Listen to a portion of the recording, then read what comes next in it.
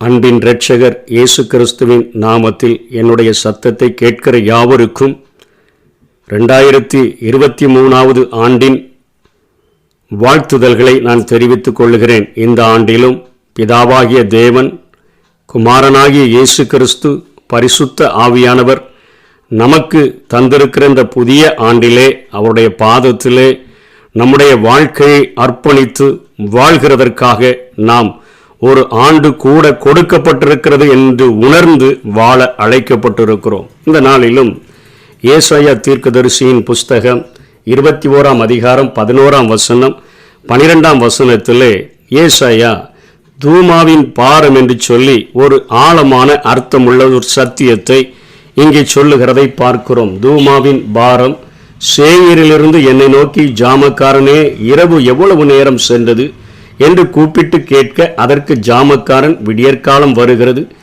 ராக்காலமும் வருகிறது, நீங்கள் கேட்க மனதானால் திரும்பி வந்து கேளுங்கள் என்று சொல்லுகிறான். அந்த நாட்களிலே மிக உயரமான கோபுரங்களை அமைத்து அங்கே வாட்ச்மேன் என்று சொல்லுகிறோமே, ஜாமக்காரர்களை வைத்து எதனுடைய சேனைகள் ஏதாகிலும் நம்முடைய தேசத்திற்குள் வருகிறதா, ஆபத்து வருகிறதா என்று பார்ப்பதற்காக அநேக அங்கே ஜாமக்காரர்களை பணிக்கு அமர்த்துகிறவர்களாக தேசம் காணப்படும். அப்படிப்பட்ட அந்த காரியத்தை கருத்தில் கொண்டவராக இங்கே ஏசாயா சத்தியத்தை விளக்க முற்படுகிறதை பார்க்கிறோம். இன்றைக்கு உலகத்தில் அநேக பிரச்சனைகள், அநேக போராட்டங்கள், அநேக வறுமைகள், அநேக கொள்ளை நோய்கள், இப்படியெல்லாம் வன்முறைகள் காணப்படுகிறபடியினால இன்றைக்கு ஆலயத்தை தேடி, போதகர்களை தேடி, தேவனுடைய ஊழியர்களை தேடி இன்றைக்கு சபைகளிலே புத்தாண்டு ஆராதனை என்று சொன்னாலே கூட்டம் அத்தனையாய் வழிந்தோடுகிறது. ஏன் என்று சொன்னால்,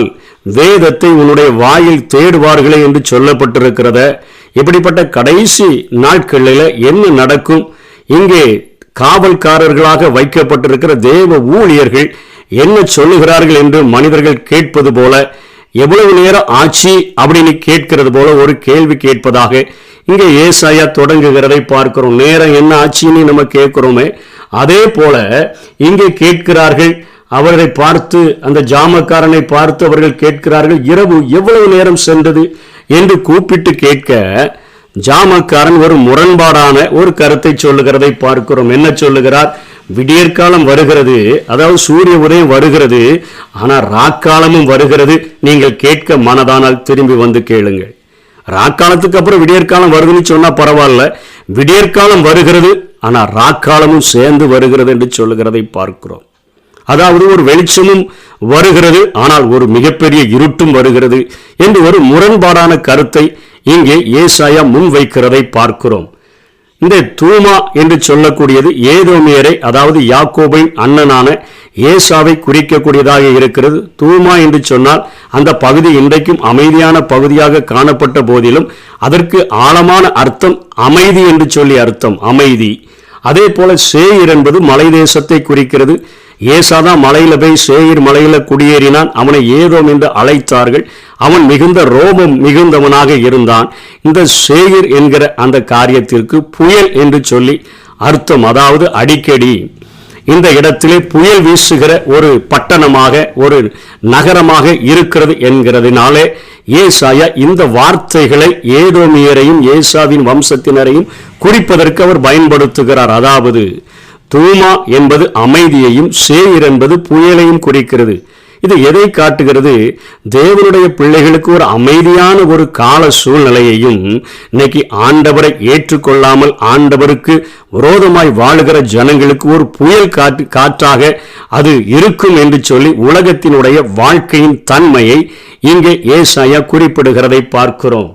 ஆகவே தான் மல்கியா 4 அதிகாரத்தில் சொல்லப்பட்டது போல, 2 சொல்லப்பட்டது போல, அவருடைய செட்டைகளின் கீழ்தான் ஆரோக்கியம் இருக்கும். அவருடைய செட்டைகளின் கீழே வந்திருக்கிறவர்களுக்கு ஒரு அமைதியான ஒரு வாழ்க்கை இருக்கும். இல்லை என்று சொன்னால் ஒரு புயல் அடிக்கிற ஒரு வாழ்க்கைத்தான் இருக்கும் என்கிறதை உணர்த்து வைக்கும் வண்ணமாக இங்கே ஏசாயா குறிப்பிட்டு விட்டுதான் சொல்லுகிறார்.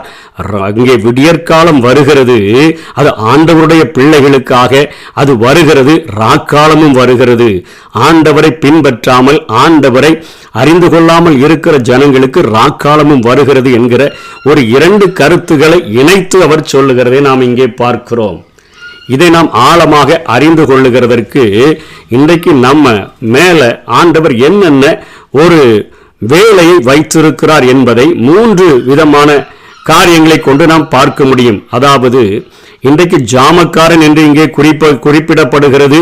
இங்கே விடியற்காலம் என்று ஒரு ஜனத்திற்கு வருகிறது, ராக்காலம் என்று ஒரு ஜனத்திற்கு வருகிறத இதுல ஏசாயா என்ன கருத்தை நமக்கு சொல்ல முற்படுகிறார் என்பதை வேதத்தின் மற்ற வசனங்களிலே நாம் உற்று நோக்கும் பொழுது ஜாமக்காரர் என்பதை எசேக்கியேல் தீர்க்கதரிசியை பார்த்து ஆண்டவர் ஜாமக்காரனே என்றே அழைக்கிறதை பார்க்கிறோம். தேவ ஊழியர்களை ஆண்டவர் ஜாமக்காரர் என்று அழைக்கிறார். வருகிற ஆபத்துக்களை, வருகிற அழிவுகளை, வருகிற நல்ல செய்திகளை ஜனங்களுக்கு சொல்லத்தக்கதான ஒரு ஜாமக்காரர்களாக ஊழியர்கள் இருக்க வேண்டும் என்று சொல்லி ஆண்டவர் விரும்புகிறார்.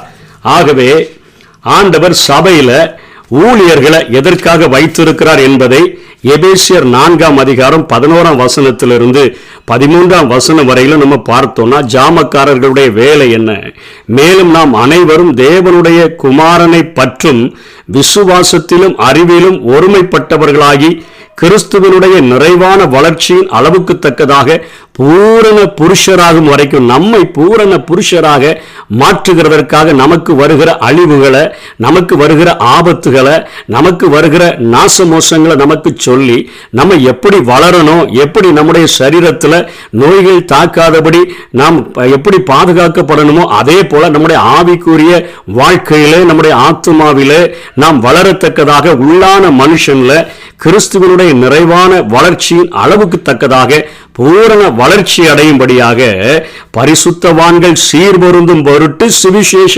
ஊழியத்தின் வேலைக்காக கிறிஸ்துவினுடைய அந்த சபையில அவர் சிலரை அப்போஸ்தலராக, சிலரை தீர்க்கதரிசிகளாக, சிலரை சுவிசேஷகராக, சிலரை மெய்ப்பராக, சிலரை போதகராக ஏற்படுத்தி இருக்கிறார். எல்லாருடைய ஒரே பணி என்ன? ஆத்துமாவில உள்ளான மனுஷன்ல ஒவ்வொருவரையும் கிறிஸ்துவினுடைய வளர்ச்சியின் நிறைவான வளர்ச்சியின் அளவுக்கு தக்கதாக பூரண புருஷர்களாக அவர்கள் மாற்ற வேண்டும். இத பேதுருவினிடத்தில் கேட்டா அவர் சொல்லுவாரு, இந்த வேதத்தை போதிக்கிற அந்த சுவிசேஷகர்கள், அப்போஸ்தலர்கள், தீர்க்கதரிசிகள், மேய்ப்பர்கள், போதகர்கள் இந்த பரிசுத்த இந்த வேதாகமத்தை போதிக்கும் பொழுது இதனுடைய ஆக்கியோன், இதனை எழுதினவர் அவர் தேவன், அவர்தான் மூல காரணர், அவர் பரிசுத்தர்.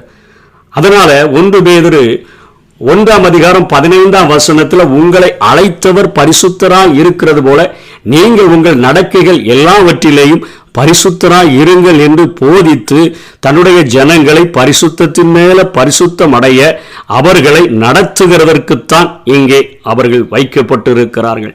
இன்றைக்கு ஜாமக்காரர்களுடைய வேலை என்ன? இன்றைக்கு அவர்களுக்கு ஒரு எச்சரிப்பை சொல்லி தூமாவின் பாரம் என்று சொல்லுகிறதை அமைதியான வாழ்க்கையையும் ஆண்டவருடைய கரத்திலிருந்து பெற்றுக்கொள்ள முடியும், புயலடிக்கிற வாழ்க்கையும் பெற்றுக்கொள்ள முடியும்.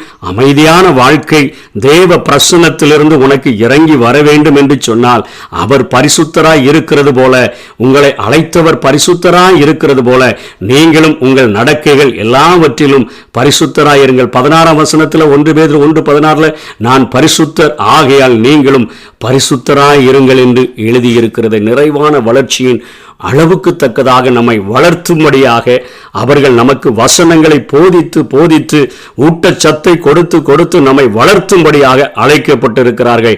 இம்மைக்காக மாத்திரமல்ல, இம்மைக்காக வருகிற வியாதிகள், சரீரங்களில் வருகிற பிரச்சனைகள், போராட்டங்கள் இவைகளுக்காக அல்ல. இவைகளின் மத்தியிலேயும் உலகத்தில் இருப்பவைகளை பார்க்கிலும் உங்களில் இருப்பவர் பெரியவர், அவர் எல்லாவற்றையும் ஜெயித்து உங்களை நிற்பதற்கு பலன் தருகிறவர்.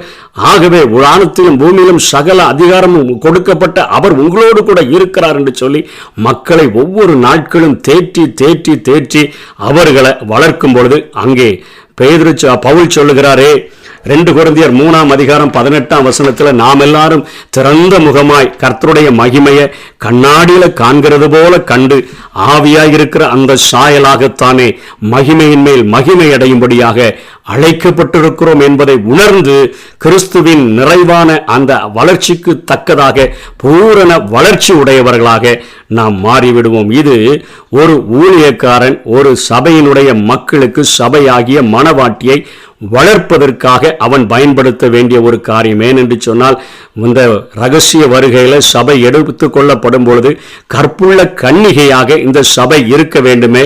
அதற்காக பவுல் சொல்லுகிறாரே, கற்புள்ள கன்னிகையாக ஒப்பு கொடுப்பதற்கு தேவனுடைய வைராக்கியம் கொண்டிருக்கிறேன் என்று சொல்லி அந்த வைராக்கியத்தோடு கூட பரிசுத்தத்தை போதிக்கிறவர்களாக, கரைதிரை அற்றவர்களாய் வாழ்கிற சத்தியங்களை சொல்லிக் கொடுக்கிறவர்களாய் இருக்க வேண்டும். கொஞ்சம் ஆழமாக இதை புரிய வேண்டும் என்று சொன்னால், 2 பேதுரு 1:3-8 பிரதான அந்த அப்போஸ்தலனாகிய அந்த சபையினுடைய போதகன், முதல் போதகன் என்ன சொல்லுகிறார்? வாழ்க்கைக்கும் ஜீவனுக்கும் தேவ பக்திக்கும் ஏதுவான யாவற்றையும் அவருடைய திவ்ய வல்லமை தேவ பிரசன்னம் தான் இந்த ஆண்டுல நம்மை நிறைக்கணும். அந்த தேவ பிரசன்னத்தில் வாழ நம்ம அர்ப்பணித்தோம் என்று சொன்னால், அது இந்த ஜீவனுக்கும் இந்த வாழ்க்கைக்கும் தேவ பக்திக்கும் ரெண்டுக்கும் தேவையான யாவற்றையும் அது நமக்கு தரக்கூடியதா இருக்குது. இந்த உலகத்தில் வாழ்கிறதற்கு தேவையான எல்லா தேவைகளை சந்திக்கக்கூடியதாகவும், தேவ பக்தியோடு கூட வாழ்கிற பரிசுத்த வாழ்க்கைக்கு தேவையான எல்லாவற்றையும் தரக்கூடியதாகவும், இச்சையினால உலகத்தில் உண்டான கேட்டுக்கு தப்பி திவ்ய சுபாவத்தை பெற்றுக்கொள்ளவும் ஆண்டவருடைய பிரசன்னம் நமக்கு உதவி செய்யக்கூடியதாக இருக்கிறது. வாழ்க்கைக்கு உதவி செய்கிறது, வாழணுமே, ஜீவிக்கணுமே, அநேக தேவைகள் இருக்குது, அதுக்கும் உதவி செய்து தேவ பக்திக்கும் உதவி செய்கிறது. இச்சைகளினால உண்டான கேடுகள் இந்த பூமியில இருக்குது, அவைகளுக்கு தப்பி திவ்ய சுபாவத்தை நம்ம பெற்றுக்கொள்ளும்படியாக உதவி செய்கிறது 5ஆம் வசனத்தில். அதனால நம்ம எப்படி இருக்கணும்? நீங்க அதிக ஜாக்கிரதை உள்ளவர்களாக, விசுவாசத்தோட நம்ம தைரியத்தோட ஞானத்தோட இச்சை அடக்கத்தோட பொறுமையோட தேவ பக்தியோட சகோதர சிநேகத்தோட அன்பையும் கூட்டி வழங்குங்கள் அப்படின்னு சொல்லிட்டு அங்கே 10ஆம் வசனத்தில் சொல்லுகிறது, இவைகளை செய்தால் நீங்கள் ஒரு காலம் இடறுவதில்லை. இது சபையில் உள்ள மக்களுக்கு போதிக்கப்படுகிறது. விடியற்காலம் வருகிறது என்று சொல்லப்படுகிறத ஜாமக்காரர்கள் சொல்லுகிறார்கள். யாருக்குன்னு சொன்னா, அவருடைய மகிமையை கண்ணாடிகளை காண்கிறது போல கண்டு ஆவியாயிருக்கிற அந்த சாயலாகத்தானே மகிமையின் மேல் மகிமை அடையும்படி மறுரூபமாகும்படியாக என் வாழ்க்கையை அர்ப்பணித்திருக்கிறேன் என்று சொல்லுகிறார்களே. அவர் பரிசுத்தராய் இருக்கிறது போல நாம் பரிசுத்தராய் இருக்க வேண்டும் என்று அழைக்கப்பட்டிருக்கிறோமே. நமக்குத்தான் அந்த பிரசன்னமானது வாழ்க்கைக்கும் தேவ பக்திக்கும் தேவையான எல்லாவற்றையும் அது நமக்கு தரக்கூடியதாக அது இருக்கிறது. அதே போல அந்த 2 பேதுரு 1:9 வசனத்துல, இவைகளை செய்யாதவங்க, இவைகள் இல்லாதவன் எவனோ அவன் முன் செய்த பாவங்களை தான் சுத்திகரிக்கப்பட்டதை மறந்து அவன் கண் சுருகி போன ஒரு குருடனாயிருக்கிறான், அவன் மேல அந்தகாரம் வந்துவிடும் என்று சொல்லி வேதம் எச்சரிக்கக்கூடியதாக இருக்கிறது. இன்னைக்கு ஆண்டவருடைய பிரசன்னத்தை தேடாம, ஆண்டவருடைய பாதத்தில் வராம, அவருடைய செட்டைகளின் கீழே அடைக்கலம் இல்லாம இருக்கிற ஜனங்களுக்கு வேதம் சொல்லுகிறது, இந்த ஆண்டு ஒரு ராக்காலத்தை போன்ற, ஒரு புயல் அடிக்கிற ஒரு சேயிரை போன்றுத்தான் அது இருக்கும். ஒரு தூமாவை போல அமைதியா இருக்கணும்னு சொன்னா, அது நம்முடைய வாழ்க்கையில இந்த ஜீவனுக்கும் தேவ பக்திக்கும் தேவையான எல்லாவற்றையும் தருகிறதற்கு தேவனுடைய பிரசன்னத்தினால மாத்திரம்தான் முடியும். ஆகவே இன்றைக்கு இருக்கக்கூடிய ஜாமக்காரர்கள்ட்ட கேட்டீங்கன்னா, அவங்க எசேக்கியேல்ல சொல்லப்பட்ட அந்த வார்த்தைகளை தான் உங்களுக்கு தெளிவாக சொல்ல முடியும். என்ன சொல்லுவாங்க? எசேக்கியேல் 3:17 வசனத்துல, மனுபுத்திரனே, உன்னை இஸ்ரவேல் வம்சத்தாருக்கு காவலாளனாக வைத்தேன் என்று சொல்லி ஊழியக்காரனை சொல்லுகிறார். நீ என் வாயினாலே வார்த்தைகளை கேட்டு என் நாமத்தினாலே அவர்களை எச்சரிப்பாயாக. ஒரு எச்சரிப்பின் சத்தம் தான் அது. என்ன? சாகவே சாவா என்று நான் துன்மார்க்கனுக்கு சொல்லுகையில் நீ துன்மார்க்கனை தன் துன்மார்க்கமான வழியில் இராதபடிக்கு எச்சரிக்கும்படியாகவும் அவனை உயிரோட காக்கும்படியாகவும் அதை அவனுக்கு சொல்லாமலும் நீ அவனை எச்சரிக்காமலும் இருந்தால், சும்மா மேற்பூச்சா பூசிட்டு நல்ல காலம் பிறக்குன்னு சொல்லுகிற ஊழியனாய் அல்ல, சாகவே சாவா என்று துன்மார்க்கனுக்கு சொல்லுகிற ஒரு காவல்காரனாக இருக்க வேண்டும் என்று இங்கே வேதம் எச்சரிக்கிறதை பார்க்கிறோம். நீ எச்சரிக்காமல் இருந்தால் அந்த துன்மார்க்கன் தன் துன்மார்க்கத்திலே சாவான், அவன் இரத்த பழியையோ உன் கையில கேட்பேன்னு சொல்றாரு. நீ துன்மார்க்கனை எச்சரித்தும் அவன் அந்த துன்மார்க்கத்தையும் தன் ஆகாத வழியை விட்டு திரும்பாமல் போவானாகில் அவன் தன் துன்மார்க்கத்தில் சாவான். நீயோ வென்றால் உன் ஆத்துமாவை தப்புவிப்பாய். ஊழியக்காரர்களுக்கே ஆண்டவர் கொடுக்கிற காரியம். மேற்பூச்சா பூசாத காயத்தை சீபிதுக்கு என்று சொல்லுகிறது போல துன்மார்க்கனை நீ சாகவை சாவை என்று தைரியமா சொல்லு. அப்படியே நீதிமான் தன்னுடைய நீதியை விட்டு திரும்பி நீதிகேடு செய்யும் போதும், நான் அவன் முன் இடரலை வைக்கும் போதும் அவன் சாவான். நீ அவனை எச்சரிக்காதபடியினால அவன் தன் பாவத்தில் சாவான். அவன் செய்த நீதிகள் நினைக்கப்படுவதில்லை. அவனுடைய இரத்த பழியையோ உன் கையில கேட்பேன். நீதிமான் பாவம் செய்யாதபடிக்கு நீதிமானை எச்சரித்த பின்பு அவன் பாவம் செய்யாவிட்டால் அவன் பிழைக்கவே பிழைப்பான். அவன் எச்சரிக்கப்பட்டான், நீயும் உன் ஆத்துமாவை தப்புவித்தாய் என்று சொல்லி ஊழியர்களுடைய கடமையையும் இன்றைக்கு ஆண்டவருடைய பிரசன்னத்தில் எத்தனை பரிசுத்தமாய் வாழ வேண்டும் என்கிற ஒரு மிகப்பெரிய கட்டளையையும் இன்றைக்கு அவருடைய பிரசன்னமில்லாத வாழ்கிற ஜனங்களுடைய வாழ்விலே வரக்கூடிய ஒரு அழிவையும் இந்த ஆண்டிலே ஆண்டவர் அவர் சொல்லித்தரக்கூடியவராய் இருக்கிறார். விடியற்காலம் வருகிறது, ராக்காலமும் வருகிறது. ஜாக்கிரதையாக ஆண்டவரை பின்பற்றும்படியாக அழைக்கப்பட்டிருக்கிறோம். இந்த ஆண்டில் ஆண்டவரை உம்மோடு கூட நாங்கள் வளரும்படியாக கிறிஸ்துவனுடைய நிறைவான பூரண வளர்ச்சியின் அளவுக்கு தக்கதாக நாங்கள் வளருகிறதற்கு தேவையான பிரசன்னத்தை ஒவ்வொரு நாளும் எங்களுக்கு தந்து எங்களை வழிநடத்தும் என்று சொல்லி கேட்போம். அப்படி நாம் பரிசுத்தத்தில் நிலை கொண்டிருந்தால் அவருடைய ரகசிய வருகையில் சபை எடுத்துக்கொள்ளப்படும் பொழுது எடுத்துக்கொள்ளப்படுவோம். அப்படிப்பட்ட கிருபைகளை தேவன் நமக்கு தந்தருள்வாராக. ஆமென். இருள் சுழும் காலம் இனி வருதே, அருள் உள்ள நாட்கள் பயன்படுத்தும். திறவுண்ட வாசல் அடைபடும் முன் நொறுங்குண்ட மன்னதாய் முன் செல்வோர் யார்? திறவுண்ட வாசல் அடைபடும் முன் நொறுங்குண்ட மன்னதாய் முன் செல்வோர் யார்? நாட்கள் கொடியதாய் மாறிடுதே, காலத்தை ஆதாயம் செய்திடுவோம்.